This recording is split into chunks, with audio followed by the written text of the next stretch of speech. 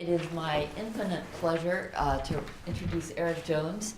I said to Erik earlier that I'm thinking about having a class in which I only teach readings by Erik Jones. He's already heavily represented on my syllabi, and my students love him in absentia, but you have quite a following at Boston University. He's the director of the European and Eurasian Studies at the SAIS Bologna Institute and used to be the director of the Bologna Institute. He's also a senior research fellow at Nuffield and got his PhD from Johns Hopkins in 1996. Erik is the author of a number of great books. The Year That the European Crisis Ended, which I understand was a series of essays that he wrote once a week. I'm actually going to get that because that sounds fascinating. Economic Adjustment and Political Transformation in Small States. Weary Policemen, American Power in an Age of Austerity. I think the sequel might be Weary Presidents. We can see how that goes. He also has a lot of articles in outstanding venues, such as a forthcoming article entitled Falling Forward, the Euro Crisis and the Incomplete Nature of European Integration. Erik is the co-editor of Government and Opposition. He's a consummate blogger and has also written widely in the Financial Times, the New York Times, and USA Today. So it's not only students at BU who know his work. He's going to be joined today by Graham Wilson, who's a professor of political science here at Boston University, and also the director of the Initiative on Cities. Graham also has written widely in such as The Consequences of the Global Financial Crisis, the Oxford Handbook of Business and Government, and very early in his career wrote a seminal volume called Interest Groups in the United States. Graham's a former editor of a British Journal of Political Science as well as Governance, and he got his PhD from Oxford in 1975. So I am so excited to have you both here today, and without further ado, let's hear about the future of Europe. Well, first, Kathy, thank you so much for the introduction. That was supremely generous, particularly since what I'm going to do today is not political sciencey at all. It's much more slow journalism. And so thank you, Graham, for sharing the podium with me. I hope that what I say is interesting enough for you to react to. I have to say what's going on in Europe right now is pretty alarming. Alarming in the sense that you feel an acceleration of events like I haven't felt since I was a graduate student in 1989. Unfortunately, this time it's a lot less hopeful acceleration of events. And I want to give you a sense of why I think it's less hopeful and also what I think we can do about it and how I think we can change it. Kathy was mentioning that I do this blogging work. I teach at a policy school, and so we're supposed to make everything policy relevant, or at least try as best we can to do so.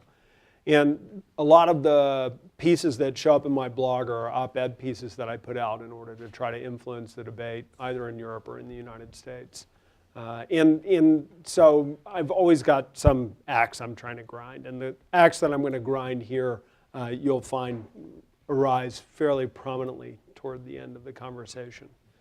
But I want to start with three things that emerged from the Brexit referendum that took place in June of last year that I think have taught us something, I wouldn't say either new or entirely unexpected, but certainly unwelcome about the nature of European integration. Now, these three things are things that I explore in the paper that I circulated. I don't know if any of you got a copy of it, on Europe in the Age of Popular Nationalism. And so I'd be happy to get any comments that you have on it. And they go like this. You see, the Brexit vote taught us quite brutally, I think, that European integration doesn't go in just one direction. That bicycle goes backwards.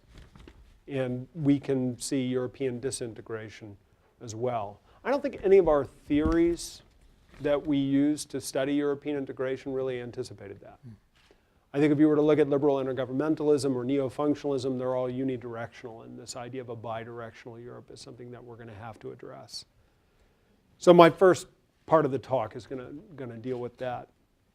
The second part of the talk is going to talk about sovereignty.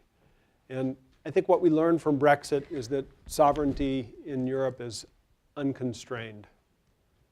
That's another big surprise in many respects. I mean, my favorite is the line in the British White Paper that says, we were always sovereign, it just didn't always feel that way. Right. And the idea of unrestrained sovereignty is, I think, something that we're going to have to confront and deal with as we analyze where Europe is headed. The third thing we should have known, but it strikes me we didn't pay enough attention to, is that nationalism is popular. People like nationalism.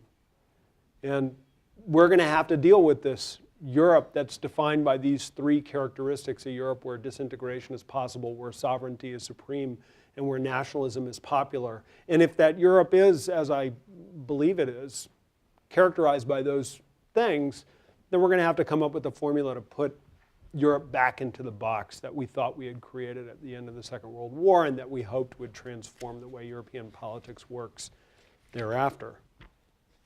Okay, so I'm going to talk about reversibility, I'm going to talk about sovereignty, I'm going to talk about nationalism, and then I'll try to end on a hopeful note.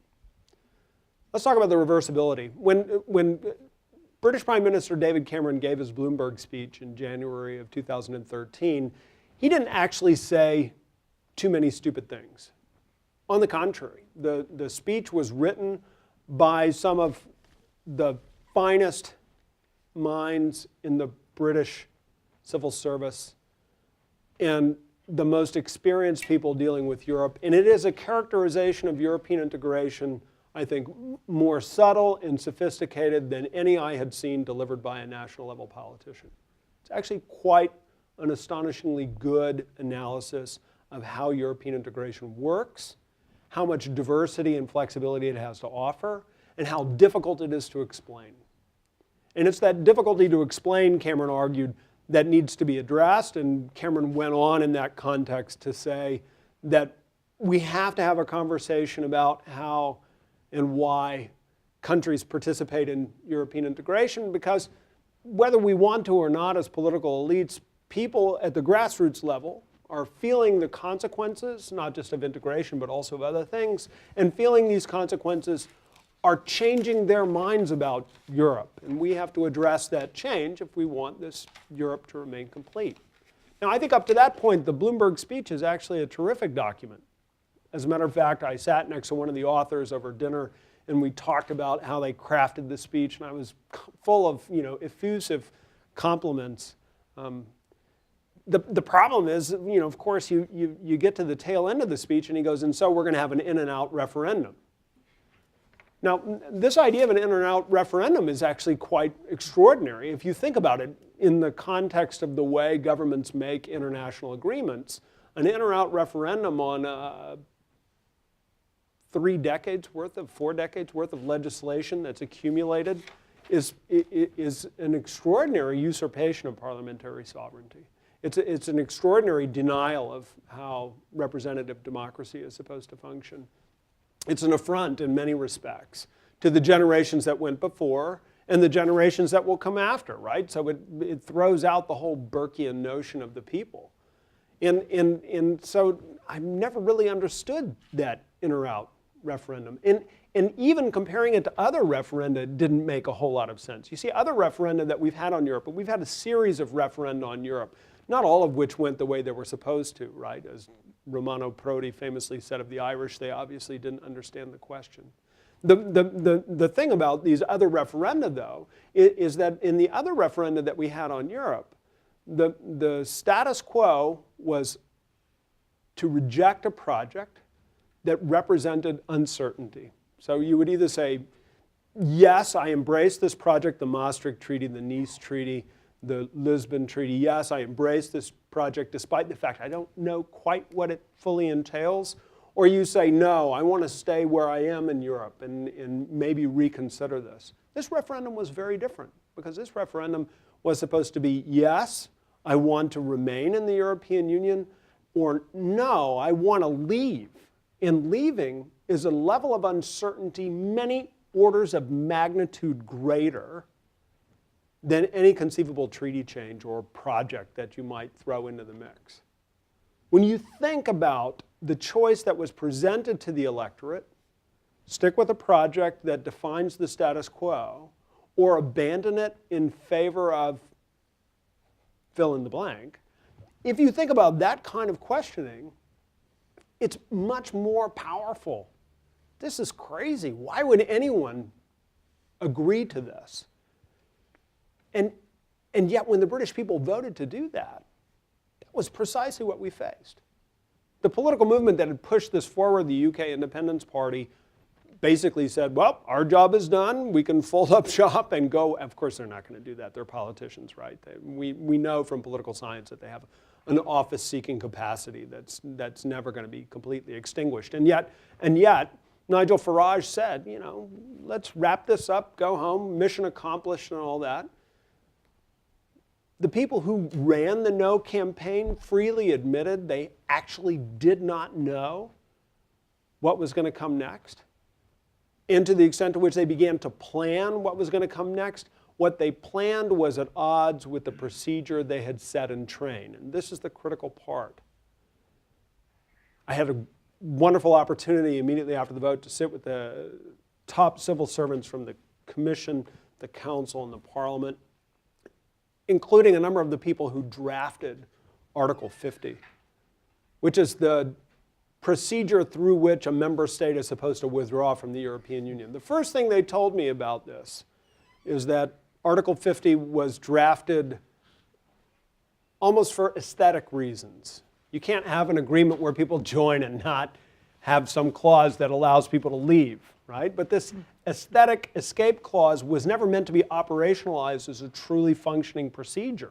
So within the context of Article 50, they didn't even know how it was supposed to unfold. All they knew is that there were the divorce proceedings, right?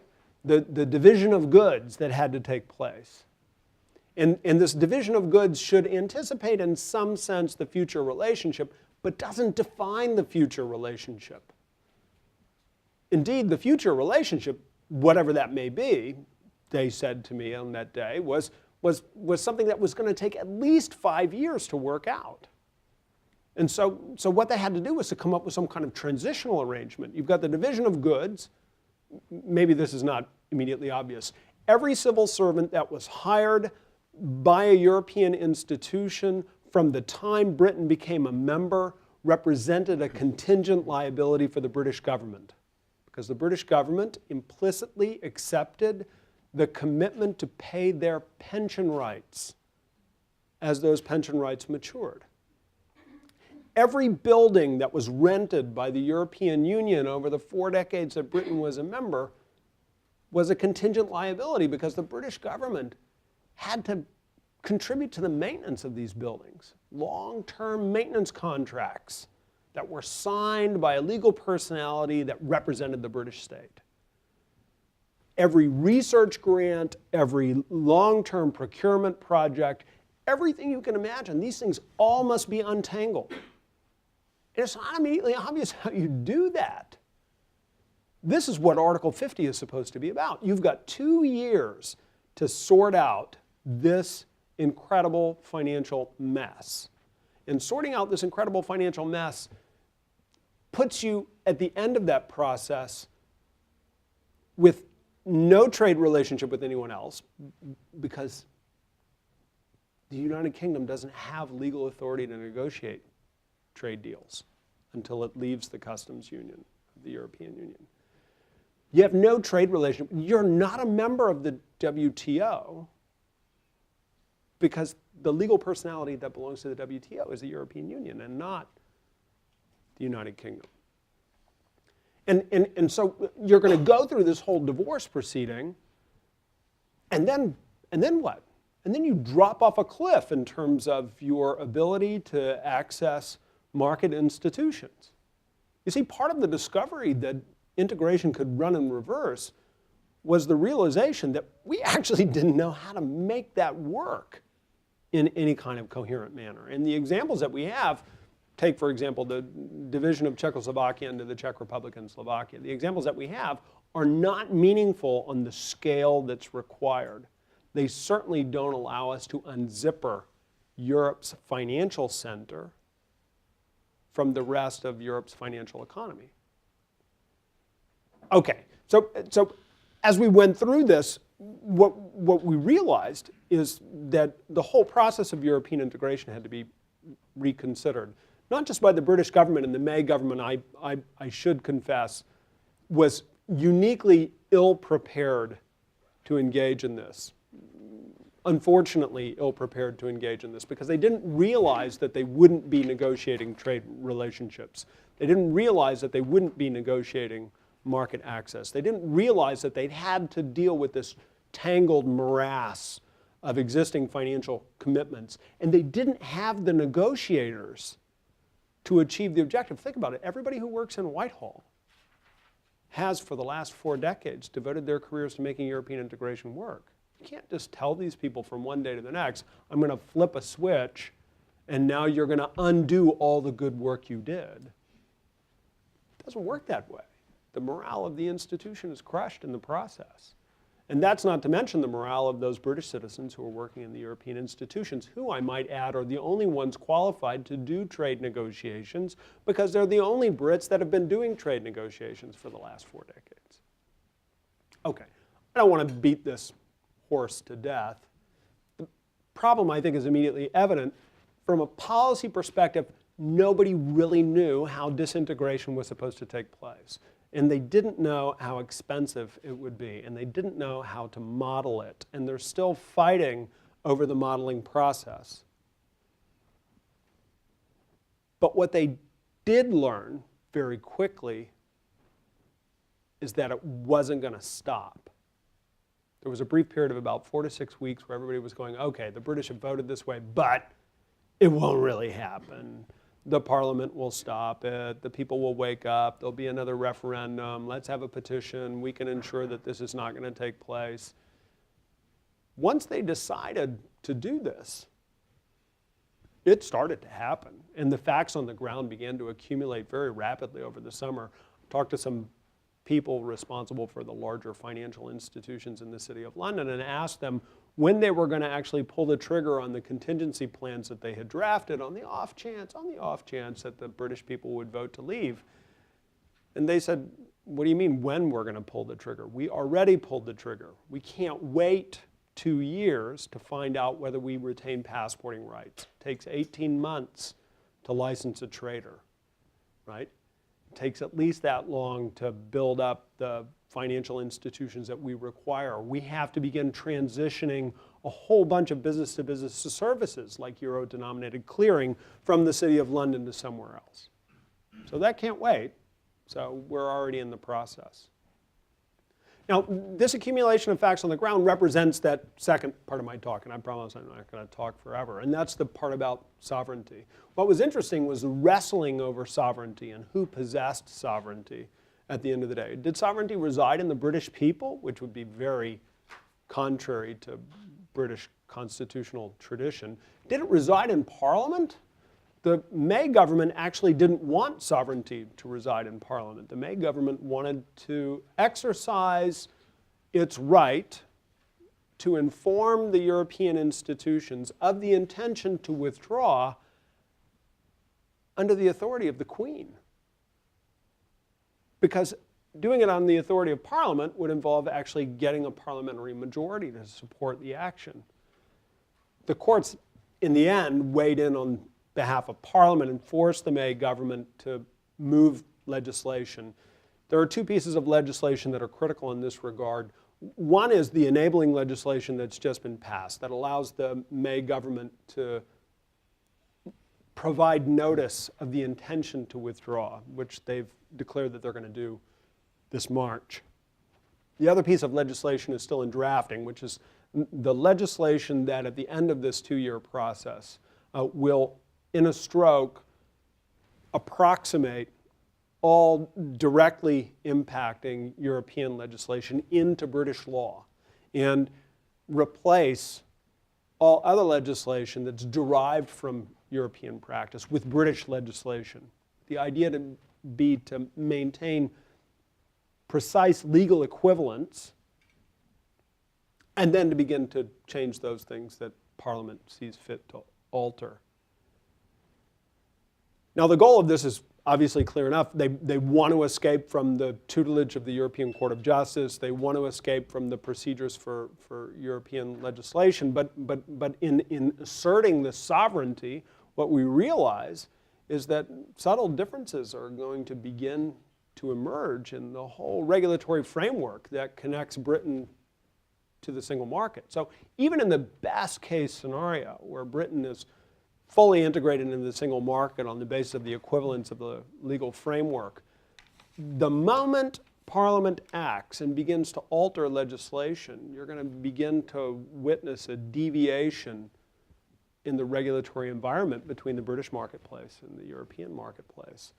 And this deviation, as we know from the logic of path dependency, is going to create its own fitness landscape, which is going to push other deviations to take place in the future. So what starts as a very small divergence will rapidly accumulate in a nonlinear fashion into a large transformation in the British regulatory context. Now, what's interesting about that is that the sovereignty actually exists to do this. We know that now. Of course, we always knew that, but we know that now, and yet exercising that sovereignty with the kind of precision required to support distributed manufacturing is an incredibly complicated process. And there's no evidence that the British are going to maintain that kind of discipline. On the contrary, all the evidence suggests they're going to try to signal their independence or autonomy as quickly as possible once they're out of the European legal framework. In other words, they're going to begin this great divergence in a profound symbolic manner, the end result of which will be to disrupt these distributed manufacturing patterns on which the British manufacturing industry depends. I say that because what we're going to see in other contexts are other member states doing the same thing. What other member states have learned is that you don't have to go through the referendum process to assert your sovereignty. You just have to threaten to do it. And by threatening to do it, you can achieve a fairly significant freedom for maneuver. But this fairly significant freedom for maneuver is going to be exercised idiosyncratically from one member state to the next. And the consequence of that accumulated idiosyncrasy is going to be to roll back all of the accomplishments that were made in the completion of the internal market. The completion of the internal market, for those of you who don't follow trade policy, pushed European trade policy beyond the border in a very comprehensive manner, forcing a pace of regulatory convergence and standards approximation that allowed firms very easily to do business across the European marketplace. For example, it's far easier for me to take out a loan in Italy to buy a house in Germany than it is for me to take out a loan in Baltimore and buy a house in Maine, right? And in that context, and we could multiply this across many different sectors of industry, Europe has actually benefited tremendously. It's not an easy argument to sell. People don't really want to listen to long-winded conversations about distributed manufacturing and how regulatory standard harmonization makes that possible. But we'll notice it when it disappears. Now here I get to put my other hat on just to give you a sense of what this means, because I keep pointing the finger at Brexit, but Brexit is not the source of this alienation. Brexit is just the most profound manifestation. The source of this alienation has a lot to do with the third part of the talk, which I'll get to in a minute, which is the popularity of nationalism and identity-based political mobilization. But we've seen Brexit-like phenomena in other areas, probably the most profound of which is in the market for financial services. I'll give you an illustration. Remember I mentioned this idea of the big banks in London using their passporting rights. So what most of these big banks are actually subsidiaries of American firms They're subsidiaries that are drafted in English law, created as legal entities inside the United Kingdom, and then given right to create branches in other parts of the European Union under the banking license that the British gave them. And that's called the passport. So, for example, Citibank will have branches scattered across Europe that are branches of the subsidiary that was founded in the United Kingdom. And that's how Citibank is able to sell a lot of its banking services in different markets. Makes sense. What happened as a result of the financial crisis, though, challenges the business model that this introduces, this passporting right. I'll give you an illustration. In the context of the financial crisis, national financial regulators became very apprehensive about the possibility that money that was raised in their country would be shipped off to some other country to be used to book out a loan and then never come back again. So you have a liability, a deposit that you receive in Germany, France, or Britain, that becomes a loan, an asset that you make in Spain, Italy, or Portugal. And so the national regulators in these countries that were creating lots of liabilities, where there was a surplus of savings, the national regulators basically turned to the banks and said, you know what? We don't want you to move these liabilities across borders anymore. At which point the banks lose access to their internal capital markets. The efficiency of being a big bank is mitigated if you have to fund all of your assets locally. To put not too fine a point on it, when Citibank issues a Visa card in France, that Visa card has to be funded in France. When it issues a Visa card in Germany, that Visa card has to be funded in Germany. In other words, there's no advantage to being Citibank and having a Visa network that connects France and Germany, because you actually have two different Visa entities that have to exist side by side in the same internal market. So the advantages that I talked about beforehand had already been eaten away by national regulators.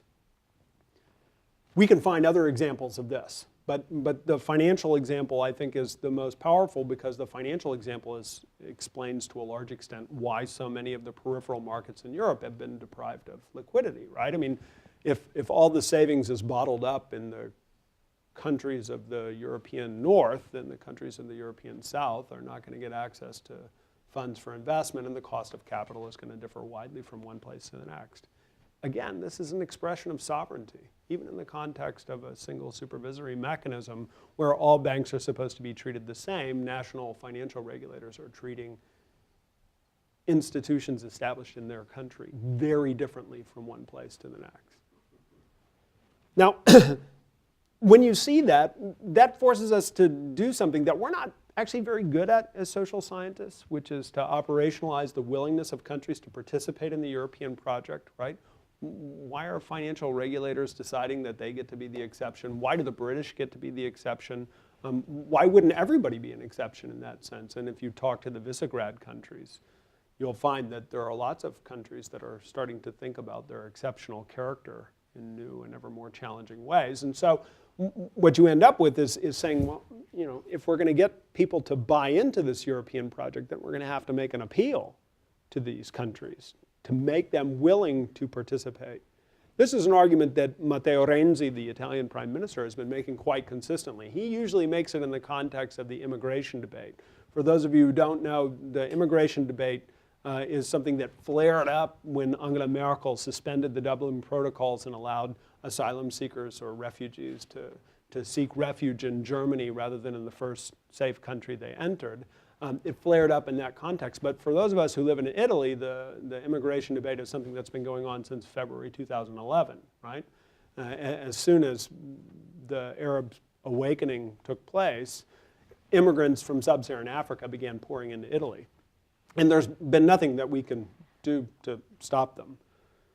So the big crisis for European immigration, which extended really from August 2015 into the summer of 2016, the big crisis of immigration for Europe is just a blip for Italians. Our situation has only gotten worse. I think of myself as Italian now, despite my accent. And when I say our situation has gotten worse, 181,000 people cross the central Mediterranean route into Italy. Most of these are sub-Saharan Africans and not people from conflict regions in the Middle East, right? And they're bottled up in Italy today. And what Matteo Renzi has been saying when he was prime minister and continues to say as secretary general of the Democratic Party is, how can I sell a conception of Europe that does not include a redistribution of these migrants to other European countries? Why does Italy get to be the country that holds all these migrants and assumes responsibility for the central Mediterranean route, right? And there's no answer to that. Italy's willingness to participate, Italy's confidence in European integration has actually been significantly damaged by this. We did large-scale public opinion polls on Italian attitudes toward migration, and a vast majority of Italians believe European immigration policy or migration policy is detrimental to Italian national interest, right? So the willingness to participate doesn't seem that compelling, at least in that particular policy domain. Now, if we're going to lose this willingness to participate, what's going to replace it? And I think this is where nationalism comes into play. And this is the third part of my talk, and I promise I won't go on forever. Nationalism is actually really interesting in the European context because it's a form of an identity-based political mobilization that differs fundamentally from one place to the next. So we talk about nationalism and we use the same word, but what it means to be a member of the nation actually changes depending on who's actually trying to make the appeal and in what context and for what reason. What's important for the context of our conversation is that what we identified at the outset of this discourse as Nigel Farage making a very clear pitch for the UK to be independent from Europe is actually echoed in the words of people like Geert Wilders in the Netherlands or Heinz Christian Strache in Austria. You have Marine Le Pen famously in France, but also Beppe Grillo in Italy. And these people are all very, very different. Their appeal, though, is increasing. I'm not saying that these people are going to get anywhere near 50% of the vote. In Italy, Beppe Grillo seems to be tapped out at about 30%, which is good because the electoral laws mean that if he gets over 40%, bad things happen. But it's not going to happen, so we're okay. The critical thing is that they're actually changing the way Italians think about what it means to be Italian, and they're legitimating a pattern of discourse about foreigners that's detrimental to the European project. And the more popular this nationalism becomes, the less compelling any image of Europe remains. This is the problem that I saw in the United Kingdom in the 1990s, and it's a problem that's only metastasized and increased in dimension. So we can talk about people saying they're European, but when they say they're European, they often have a conception of Europe that's entirely self-referential and doesn't include all these other people who say they're European at the same time. So the fact that they're saying they're European doesn't mean that there's any Europeanness in that expression. It just means they're claiming an identity that gives them a sense of purpose, but it doesn't tell us what that purpose is. And this popular nationalism, I think, is the biggest threat that we face in Europe today, at least insofar as the European project is concerned, because it gives them a reason to exercise sovereignty, and particularly to exercise sovereignty in ways that disintegrate Europe rather than pushing it together. So all the different parts of the talk are connected. So how do we counter that? Well, as I was joking with one of your colleagues earlier, every time I go to European politicians and say, well, we have to have a better vision of Europe, we have to have some kind of compelling reason for people to participate, they always pull out this Helmut Schmidt line where Helmut Schmidt famously said, whenever people say they have visions, I tell them to go to a doctor. And it's a great sort of put down, and I always feel small afterwards. But at the end of the day, we know both from systems theory and from management theory that if you don't have a compelling vision to coordinate expectations and to encourage collective action, then your organization is going to fall apart. So if you don't have a vision, you're not really a very effective manager, right? Or let's say you're not an effective leader. You may be good at managing your little piece of the cake, but you're not going to run the whole bakery. And for Europe right now, coming up with a vision that they can sell, I think is a bit of a challenge, because the vision that they have to sell reflects a very complicated organism. That speech I mentioned from David Cameron with its very subtle, you can't sell that. It's just totally unsellable. So we need something different. And I think there is something different that we can pitch. It's something I borrowed from the writings of Gunnar Myrdal, who's the Swedish economist he's the only guy who actually won the Nobel Prize twice, right? For peace, well, he's one of two, I think, for peace and for economics.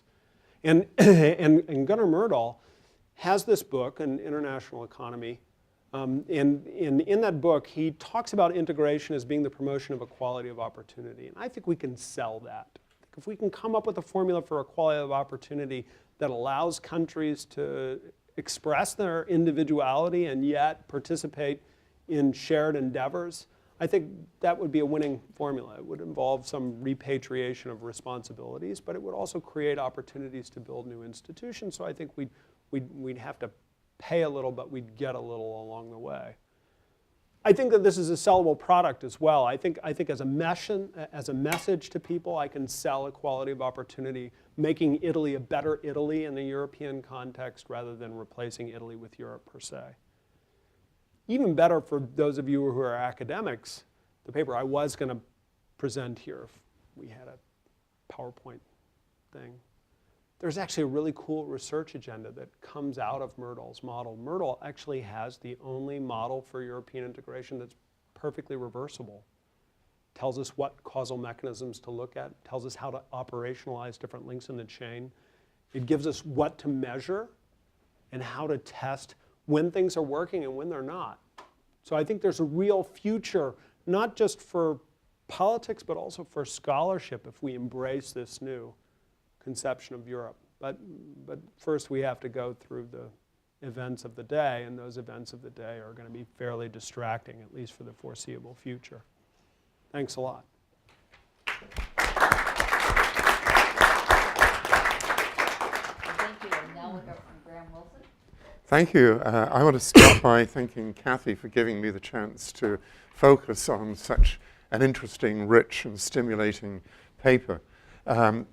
I was asked earlier this week by somebody who's not a professor, does the university have any guidelines on whether professors should reveal their own political views? And I have to say I didn't have a clue, but my practice in class was usually not to wear my politics on my sleeve and take it as a great compliment if students at the end of the course weren't quite sure what my politics were. However, in all honesty, on this occasion, I have to start out by saying that I think that Brexit is, in the medium and long term, an unmitigated disaster for the United Kingdom. And I say that with great sorrow. I still care a great deal about the UK. I've rejoiced in its economic recovery in recent decades. And so it is with great sadness that I say that I can't see any way that that this is anything other than a disaster for the UK and its people in the medium and long term. I never had a clue about whether this would produce an immediate financial crisis or not.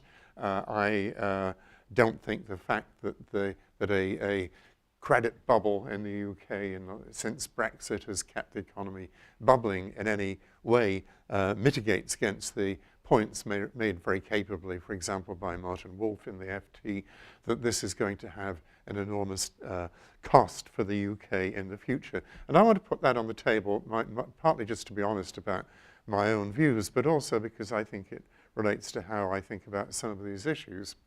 On a very small scale, it, for example, colours how I think about David Cameron. Erik was very kind, I thought, about David Cameron in some respects, at least in the quality of the speech that he gave.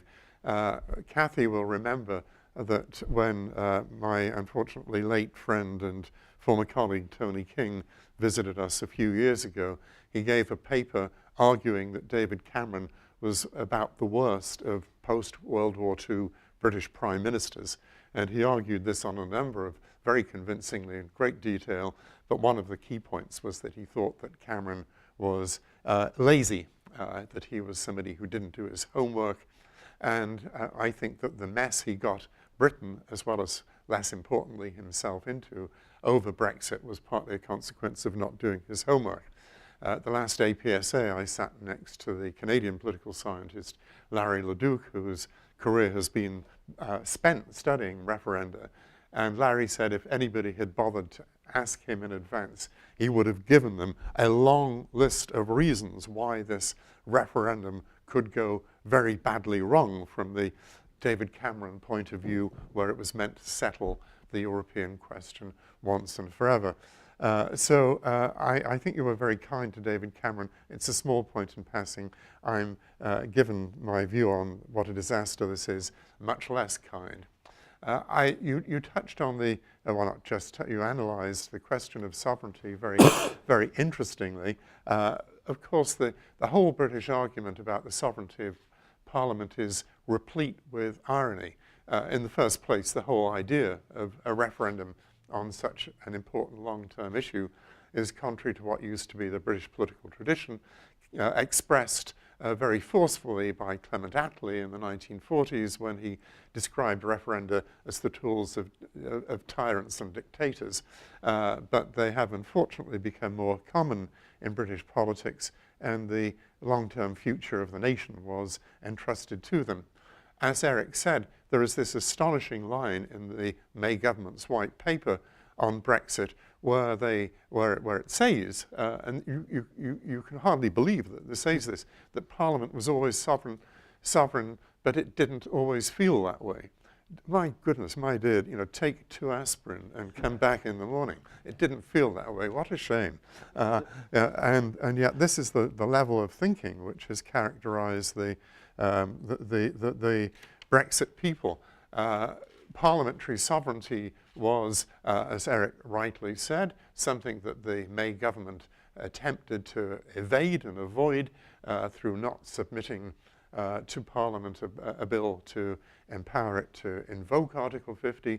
It was made to do that through a courageous woman bringing a lawsuit, and the judges, in the face of the hysterical opposition of the right-wing popular press, the Daily Mail, for example, calling the judges the enemies of the people, something that rhetoric about judges we fortunately couldn't imagine in this country. Oh yes, from the President of the United States. But in any case, when Parliament finally did get the chance to have it say, it showed a degree of cowardice as hundreds of MPs who thought this was, had said forcefully that this was a disaster for their country, nonetheless voted to give the government the authority to make it happen. They had not read or had absorbed Edmund Burke's address to the electors of Bristol, in which he famously said that he owed them not only his vote but his judgment.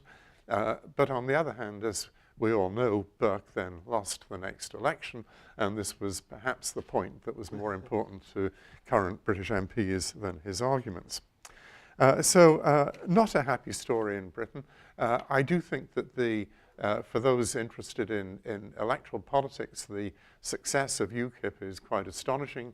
Getting 12.5% of the vote in an electoral system that was supposed to discourage and punish small parties was a major achievement. I said that Cameron was lazy. I think the other part of his was perhaps more important. I think that he behaved throughout as a party politician concerned with the future of his political party and not of his country.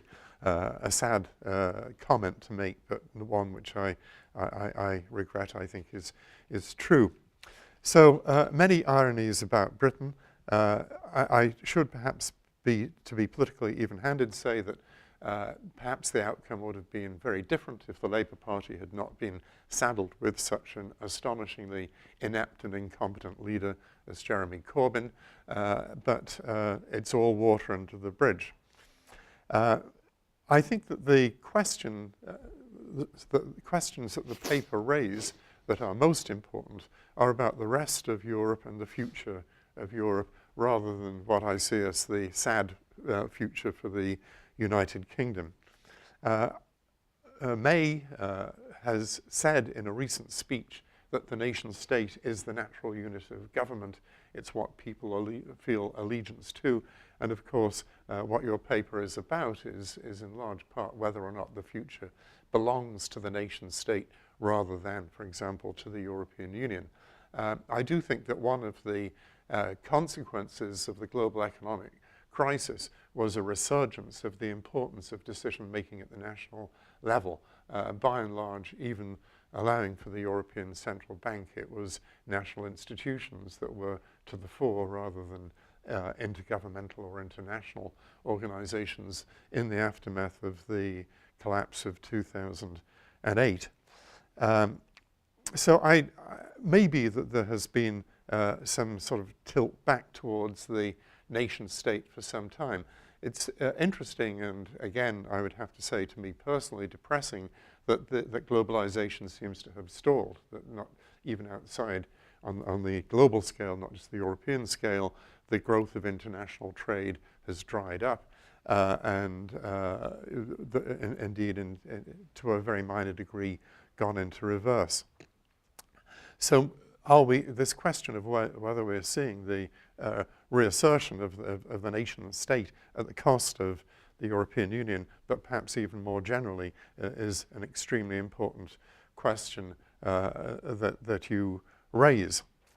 However, to go back to the beginning, and I still want to open it up to the rest of the audience, what if the British experience, as I have perhaps overconfidently predicted, a disaster? If other countries can look at the British consumed for years with the difficulties of untangling from the European Union and experiencing significant economic costs from doing so, doesn't that actually strengthen the European Union? Doesn't it provide a dreadful warning to anybody else who momentarily had toyed with the idea of leaving, that this is something which economically and politically you really don't want to do because it's really going to cost you? And moving away from the focus on Britain to focusing on the European and the future of Europe, may be better off without them. One of the famous British books on Britain and the European Union, I think was called, was it An Awkward Partner or a Difficult Partner? Awkward. An Awkward Partner. And we have to, even those of us who would have, given the chance, voted enthusiastically for Remain, have to admit that it has indeed been a very awkward partnership over the years. The history of rest of EU bargaining has largely been about carving out exemptions and exclusions. No to Schengen, no to the euro. But in many other areas too, saying, well, we need to be different, we need to have special treatment, we can't be part of the integration progress. So doesn't the departure of the British, in a way, make life a lot easier for European countries that do want to achieve European Union? Particularly, as I said, if the British example on leaving is one of political difficulty and economic turmoil. So perhaps from the European Union point of view, I just want to look at this and say, maybe, yes, it'll be sad in some ways not to have the British in. Yes, their budgetary contribution was useful, although they got a big rebate as well, etc., etc. But maybe this also opens up opportunities for Europe rather than just difficulties. Finally, again, perhaps more in sorrow than certainly in anger, I want to just sort of question whether the obvious solution for Europe is to do with equality. Yes, that is appealing, but is equality really something that has resonance right now? Not only the hapless state of the Labour Party in the UK, but the difficulties, to put it mildly, of the French socialists right now, the unconvincing performance of the German Social Democrats, etc. Equality, the fate of parties that have existed to promote equality within the nation state doesn't seem to be too rosy right now. So I'm not convinced at that level that equality has quite the resonance that we might think.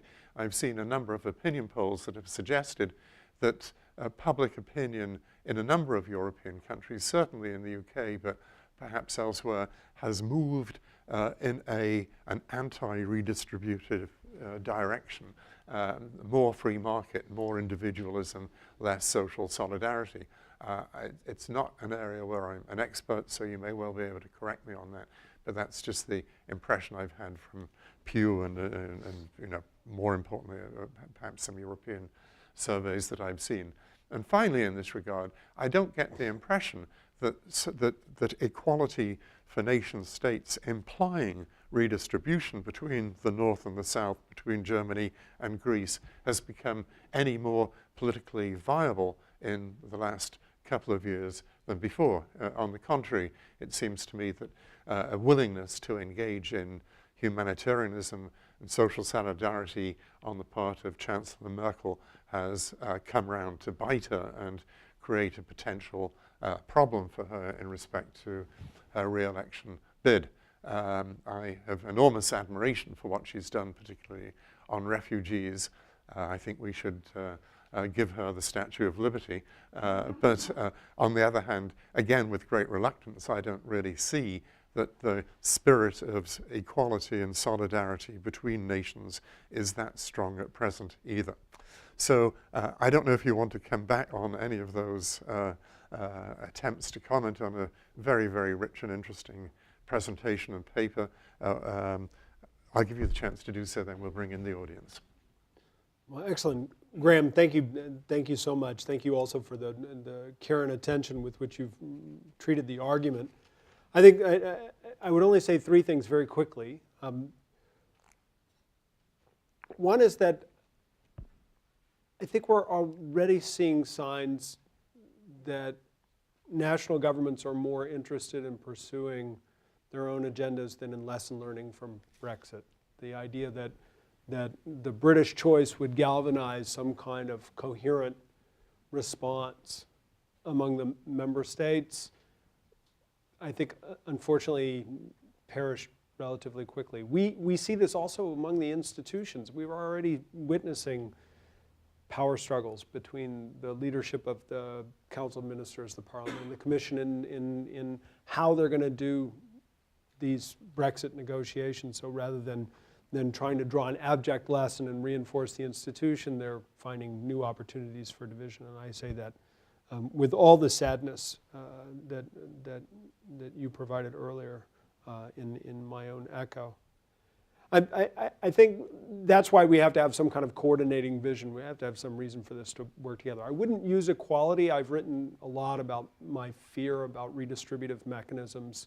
I think nothing would destroy Europe more quickly than a big fiscal redistributive mechanism at the European level. And I don't think that the mechanisms that we have in the United States work the way most people imagine they do either. And that's a whole separate conversation. But I think federal fiscal systems don't like redistribution. Otherwise, how else would we explain Scotland and Catalonia and Flanders, right? You know, I mean, at the end of the day, you can't find any region that's small enough or irrelevant enough not to want to secede if it feels like it's getting a bad deal in cross-border shifting of burdens.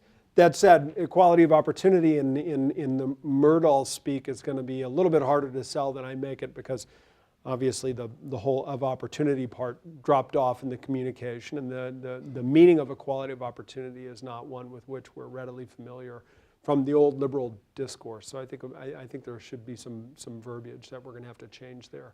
And not least of which, when Myrdal described solidarity, he described solidarity not in the terms of redistribution of goods or assets or burdens, but in the commitment that everyone makes to abide by the same rules of the game.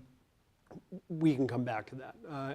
I don't want to distract this further. You've been an incredibly patient audience. All I do want to do is reiterate, Graham, my thanks for engaging with this, because I think we're at a turning point in European integration, and I have to admit it's one that we all have to work together to appreciate and understand.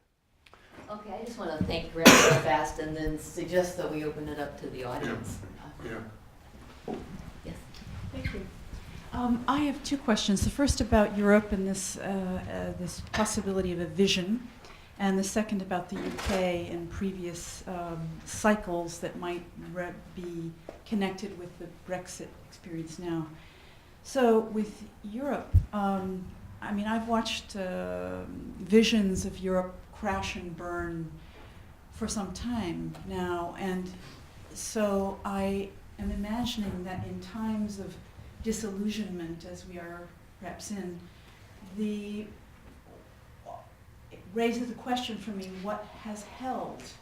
What is holding? What is, because if there is a vision, it can't be one that's up here. It has to be, it seems to me, something that is coming from what has held, from the original vision, or what is simply continuing to work despite what's happening.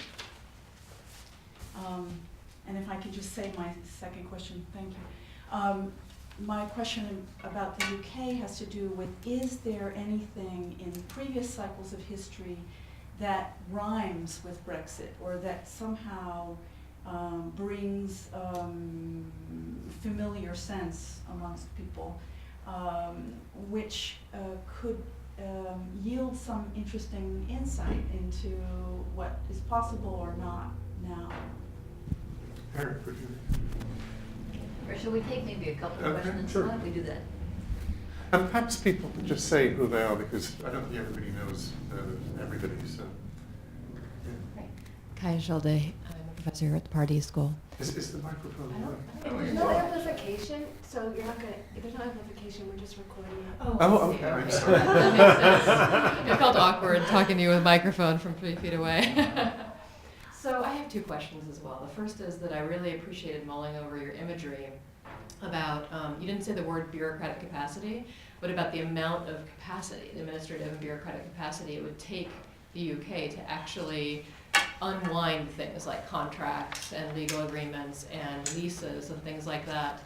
And I've thought about the same thing, but I've thought about it from a more positive regulatory point of view, meaning I've puzzled over where they're going to get the bureaucratic capacity to regulate and to create regulatory frameworks over things from fisheries to anything that they haven't done for 30 or 40 years. They've implemented, but they haven't agenda set or regulated.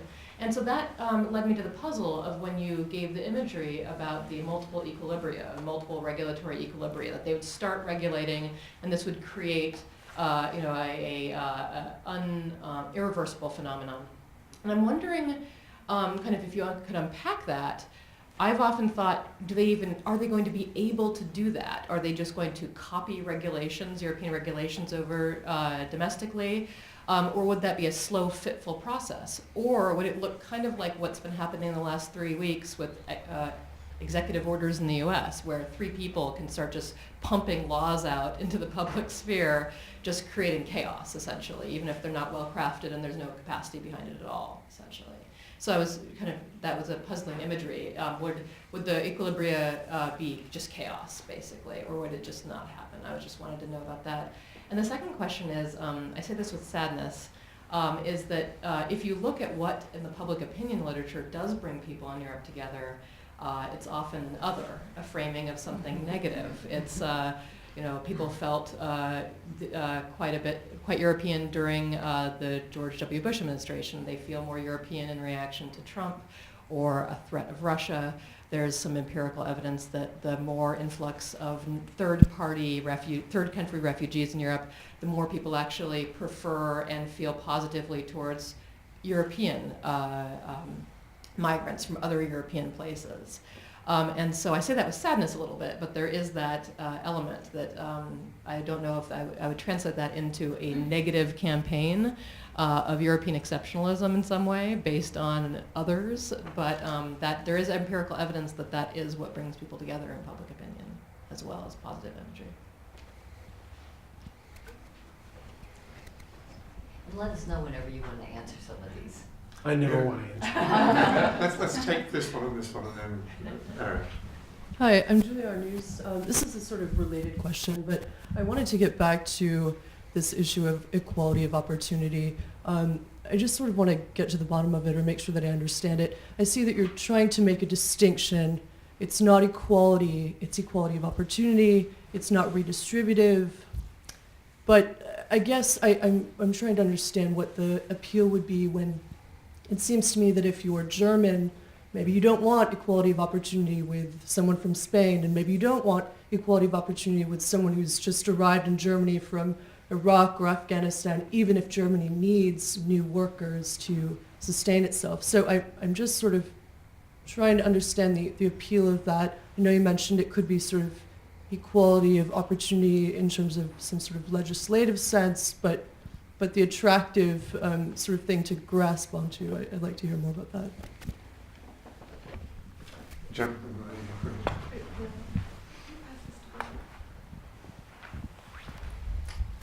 Hi, Bill Murphy.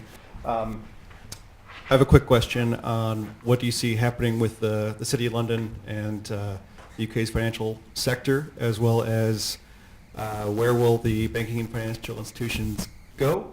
And are there set plans, or are there negotiations between different countries that will want a piece of the City of London?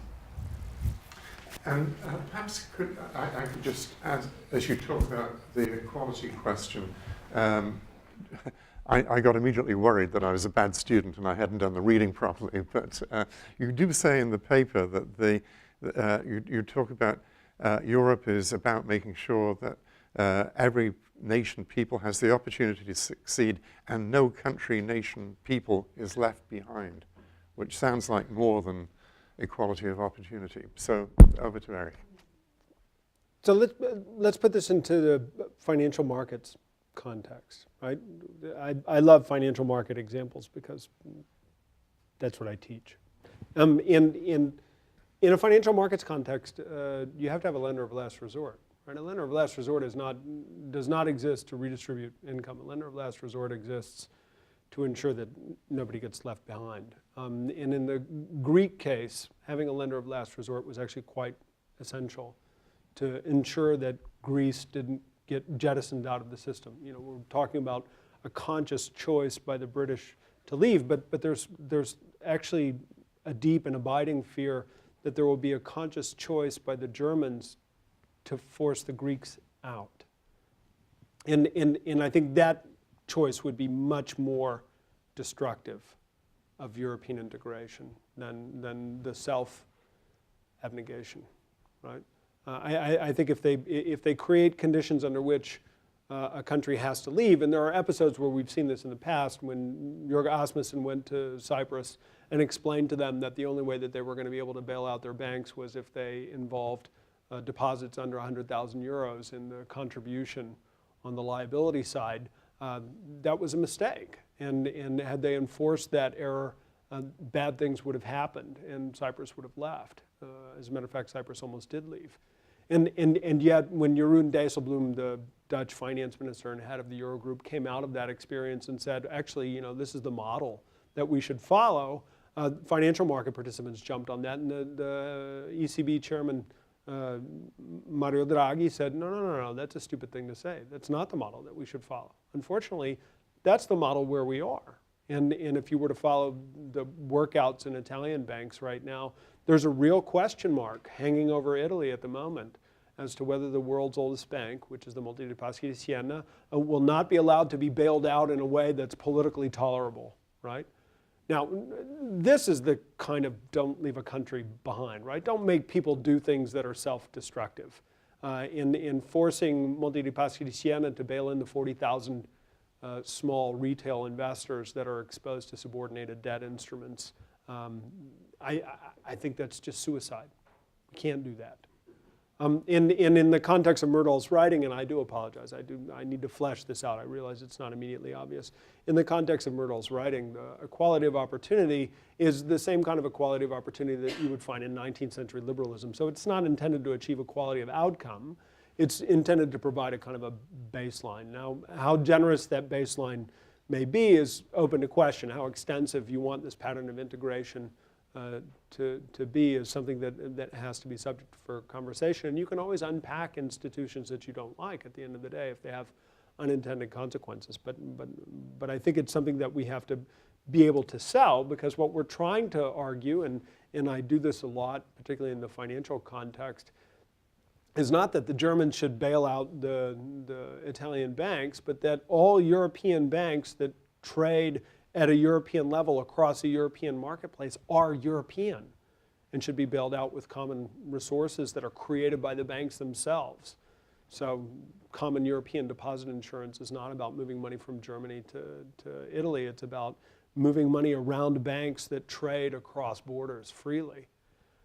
That argument doesn't sell. It's a very difficult argument politically to make, even in countries like Germany, which, by the way, for those of you who don't know, spent more money bailing out its banks than any other European country, or in a country like the Netherlands, where I go often, and when I always say to the Dutch, I'm like, okay, which Italian banks needed to be bailed out in the heat of the crisis? And the answer is none. Which Dutch banks did not need to be bailed out in the heat of the crisis? And the answer is one, the Rabobank, right? All the other banks failed. So at that point, you have to ask yourself, wouldn't it be the Italians bailing the Dutch out, right? I mean, the Dutch don't want to see it that way. The point about this is that I obviously need to work on the model more if I'm going to explain it, and I'll be happy to come back if you'll ever have me again, and I'll present that particular paper. Always welcome. The question about capacity, Kai, look, I talked to Sir Michael Lee, who used to be the Director General for DG Enlargement, and I asked him, when you do an accession negotiation, the European Union used to invest a lot in capacity building for the countries that wanted to join. I said, at the end of the day, how many negotiators did you want to create? And it's always some order of magnitude larger than the number of negotiators that the British have, right? So you think about it, the capacity to join the European Union, to approximate all these EU laws and to do the regulation in the European way is something that requires significant investment, and that capacity simply doesn't exist in the UK context. As a matter of fact, there are at least 10, if not 15 times as many trained negotiators on the European side of the negotiation as there are in the UK. And that's before we talk about regulators. Now, Kai, I think you're absolutely right about in the way you characterize how this regulatory process is going to go. I think it's going to be the law of unintended consequences. They're going to make changes they don't even think about. Give you a good illustration. Theresa May goes and sees Donald Trump and says, we really want a trade deal, right? We're even willing to give you our queen and her golf course. And so Donald Trump says, okay, great, trade deal. And by the way, we're going to send you lots of GMOs. Well, you start shipping American genetically modified organisms into the food chain in the United Kingdom, and the United Kingdom will be cut out of Europe's agricultural market the next day. I don't think anybody in the UK knows that, right? And the consequences of that, giving genetically modified organisms to livestock in the UK, the consequences of that would be dramatic, to say the least. So I think there's a real problem. And the question about the future of the City of London? Future of the City of London is actually really interesting. I mean, there are so many alternatives, right? And thanks to MiFID II, the Market and Financial Instruments Directive created the possibility for trading without presence, so off-platform trading. Thanks to MiFID II, you don't really need a financial market hub. The bankers all like to be together because it's fun to be with other bankers when everybody else hates you.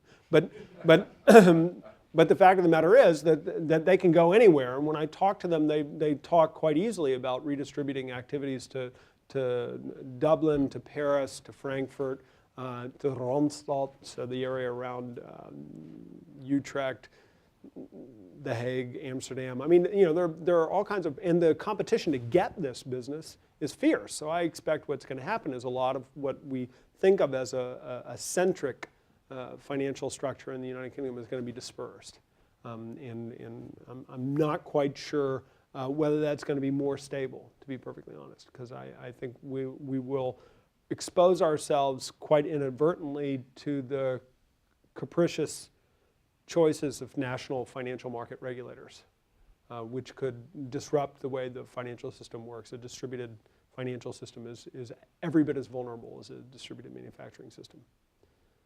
The UK cycles question I thought was a really interesting question, particularly the idea of, is there anything that rhymes in this, right? It doesn't have to be Brexit, but it could be sort of Brexit-like. I don't know. I see a secular trend in popular attitudes, and I think Graham would know this better than me, so we should get him to chime in on this. I see a secular trend that goes from a kind of a Euro enthusiasm of the late 1980s, early 1990s, toward a deep-seated suspicion of European integration. I lived in the Midlands for 6 years and worked a lot with small and medium-sized enterprises in the Midlands, and they were deeply suspicious. And I remember Simon Wolfson, the then very young head of Next, as a staunch proponent of the idea that there's something wrong in Europe, and everybody nodding their head vigorously. And all I kept thinking was, you guys are crazy, right? I mean, this is so against your self-interest. In gradual succession, as a series of small decisions, they've put themselves in an ever more awkward situation until there was a breaking point. They are not unique. I think you can find lots of examples in other countries of similar situations that are developing. I mean, the Dutch situation, ever since 1994, when the Dutch woke up and realized they were net contributors to EU coffers, the Dutch situation has become increasingly problematic. And that explains the 2005 referendum outcome, and it explains this crazy referendum they had on the deep and comprehensive trade relationship with Ukraine. It also explains the ability of people like Geert Wilders to campaign on an anti-EU platform, which you wouldn't expect in a founding member state. So I think the UK cycles question is a really excellent one, but I think what we're looking at is a much more secular progression than a cyclical one. You had another question about the visions of the past, and here I think it's worth remembering. You know, I use this vision thing in a very instrumental way. I don't think we're going to ever write a picture of Europe that is going to be believed forever and anon, right? Unless, of course, something changes.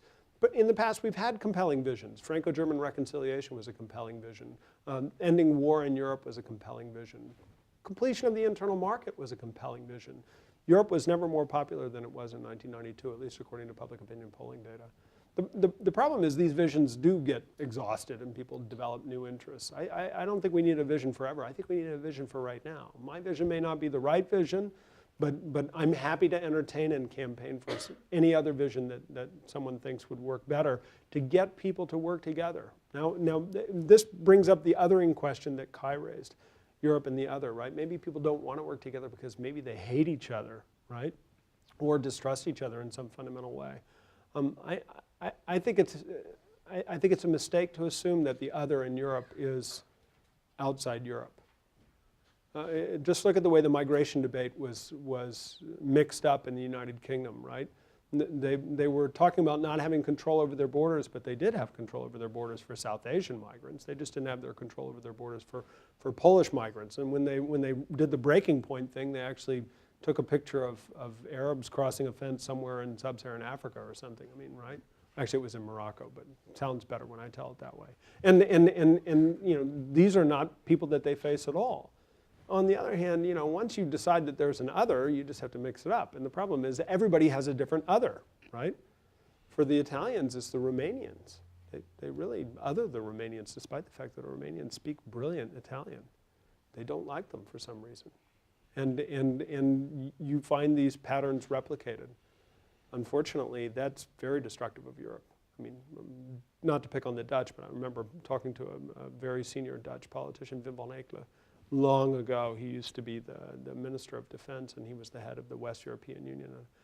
And quite out of the blue, he looked at me and he said, our biggest mistake, this was in the early 1990s, he goes, our biggest mistake was letting the Greeks in because, they're just not European.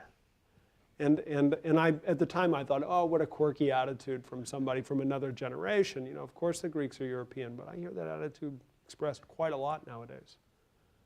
And the fact that the Greeks came up with the word doesn't seem to insulate them from the charge of being other to Europe. Kathy, how much time have we got? At least 15 more minutes. Okay. We also sorry. have food, so that's lunch is going to be served after the meeting rather than before. I had a question, and that is building on this conception of your vision, which I think is really important because the deficit of democracy that we've seen going on in Europe for quite some time now has been building toward this break, and I think that the deficit is about a lack of vision. I guess I join the skepticism about equality of opportunity, even though I've always been a fan of Gunnar Myrdal, because I think that equality of opportunity doesn't really suggest a larger entity than the individual. And what you really need is a conception of society that transcends individual opportunities, and that's what's really lacking. And so I'm just fascinated by this idea of reconstructing a new vision of Europe. Maybe Trump will be the person to bring them together. But I wondered if you could speculate a bit more about how that might happen.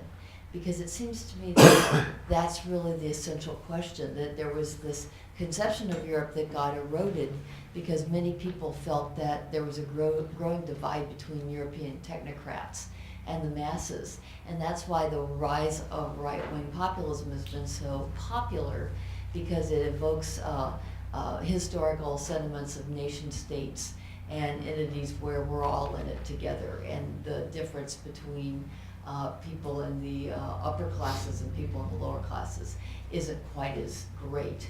And you don't have this handful of technocrats off in Brussels hiding out.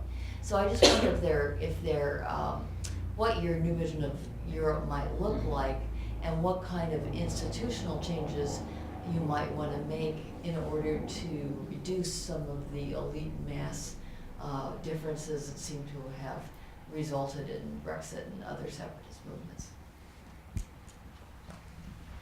Oh, sorry. I'm glad you got to answer that. Erik Goldstein. Just following on from that question in a slightly different way, your 3 points in your talk, it turns out that integration is reversible, sovereignty, and the popularity of nationalism. You touched on the devolution movements in Europe as well, which is part of another vision of where the future of Europe might be going. They're not necessarily left-wing, right-wing. Scotland's an interesting example there. And also there are also the implications of what that would bring about. But maybe you could touch on the devolution aspect of what's happening with Europe generally, as well as in the UK if you wanted. Was there a question on that side of the room?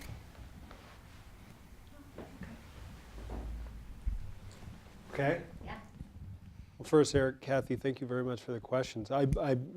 Kathy asked this question about Myrdal, and Myrdal suggesting that Myrdal regresses down to the individual, and I think to a certain extent, maybe Myrdal does that, but I think part of the reason why Myrdal was given the Nobel Prize the same year Hayek was because he's not this kind of methodological individualist. In my own writing on Myrdal, I've always combined Myrdal with Polanyi, right? And Polanyi builds everything out of group agency. So I have a paper in the Journal of European Public Policy that's called Idiosyncrasy and Integration that looks at Polanyi and Myrdal and interacts them in order to explain this dynamic, right? How you can have equality of opportunity in group-based integration. And I think you can do it, right? The trick is that, as we all know from Polanyi, the groups tend to be idiosyncratic and contextually specific, and they operate according to not just identity politics, but a kind of a bounded rationality. And so that becomes kind of challenging, and this is where I think Erik rightly points to the devolution movement and says, what's to say that the nation is the ontologically primitive group, right? Why don't we have groups that are different? I studied Belgium for many years, and the Belgian separatist movement is fascinating in that regard, particularly the New Flemish Alliance, the way they've actually brought Belgian separatism out of the right-wing extreme and made it popular, and it's now the largest political party in the country, and therefore much more disruptive as a consequence. I think there's always that possibility. In the challenge for us in dealing with these separatist movements, particularly at the regional level, is to create a vision of Europe that embraces them without encouraging them excessively, because otherwise you're going to get backlash from Madrid and arguably also from Brussels, although I'm not quite sure who in Brussels backlashes against anything. They all just seem to be intent on fighting one another. The point, though, is that if we're going to come up with a vision of Europe, it has to be a vision of Europe that is politically acceptable. It's a very hard sell. I'm not denying it's a very hard sell. From an analytic perspective, it's actually easier. So I have a bunch of stuff on European crisis and European solidarity that explains analytically how we understand this, operationalize this, use this, and where we go forward with it. But in my conversations with politicians, I have to say they all look at me and they're like, I can't sell that. And I'm sympathetic. That's why I'm not a politician. I'm an academic. I'm better at what I do. So, sorry, that's not a very satisfactory answer, but it's about as flip as I can get at this point. One last comment? Well, I just want to come back to my question, to a piece of it which had to do with the vision coming from what is working. Mm-hmm. Is there any, what is working? What is holding while we've got rise of populism, et cetera? So, I would argue, and have argued for a long time, that what's working is our ability not just to accommodate diversity within unity, but to achieve unity through diversity, right? Now that sounds very obscure, but if you, I can give you some very specific examples.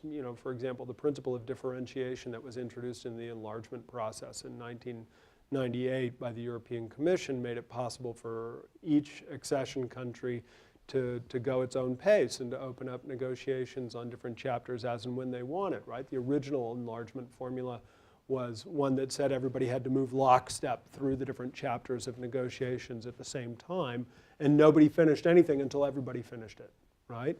The principle of differentiation said, well, different countries move at different paces, so why don't we create competition to see who can get in the quickest, right? And then, sure enough, accession countries began competing, closing chapters that were really easy. I remember when Hungary closed its fishery chapter, right? It's like one of those things where you give a piece of meat to a dog and it's just gone, right? So Hungary said, aha, we closed our fishery chapter. And every other landlocked country did the same thing. And they began to move forward, which is how we got to the 2004 Big Bang enlargement, right? Was that a good thing?